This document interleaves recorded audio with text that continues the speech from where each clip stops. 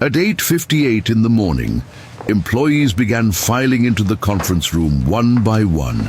Bruno adjusted his tie in front of the hallway mirror, pleased with himself as always.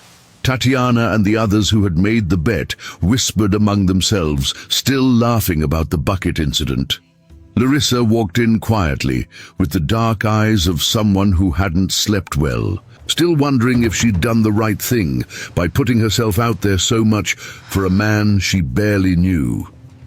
She didn't yet know that she had. She had done far more than the right thing. The room was full, every department, every floor. No one had missed it because the invitation had carried a different weight, signed not by HR, but by the presidency, and no one knew who the president was. The company had been founded 30 years ago by a discreet man who rarely showed his face, who preferred to manage from a distance, who trusted the people he hired, until he realized, perhaps, that he had trusted too much.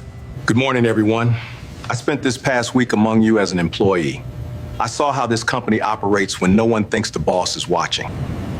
And I saw everything. His daughter, standing beside the projector, pressed play. The large screen lit up the room, and there, in high definition, camera by camera, scene by scene, it was all there. The coffee thrown on the floor, the bucket knocked over on purpose, the bet to make the old man cry, the words, the humiliations, the laughter. And there was Larissa too, in every scene, standing firm with a steady voice, defending someone who had no one to defend her. Bruno tried to speak. The words wouldn't come. Bruno, you called a human being trash. You said cleaning staff are not people. You bet money to make an elderly man cry. You're fired for cause, and the legal department already has everything on record. No.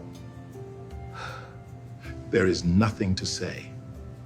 Tatiana and the others who had taken part in the bet were let go that same morning, without ceremony, without a second chance. There were things money couldn't buy back, and that man's respect was one of them. Then Mr. Francisco turned to Larissa. She was standing still and quiet, trying to hold back tears without much success. You lost your job defending an old man you believed was just a janitor, without knowing who I was, without expecting anything in return. Starting today, you are the new director of people at this company, with the corresponding salary, your own team, and the authority to build the policies this company should have had from the beginning. Larissa covered her mouth with her hand. The tears fell freely. Someone in the room began to applaud, then another and another, until the entire room was on its feet. Mr. Francisco, why did you do all of this? You could have just reviewed the reports, fired whoever needed to be fired, and why go undercover? Because reports don't cry. Reports don't feel hunger. Reports don't show you someone's face when they're called trash. I needed to see with my own eyes who the people were that I had trusted with my company. And I found what I was looking for. One more thing.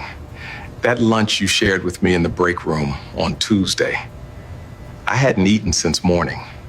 You gave me food without knowing who I was. That, my dear, is priceless.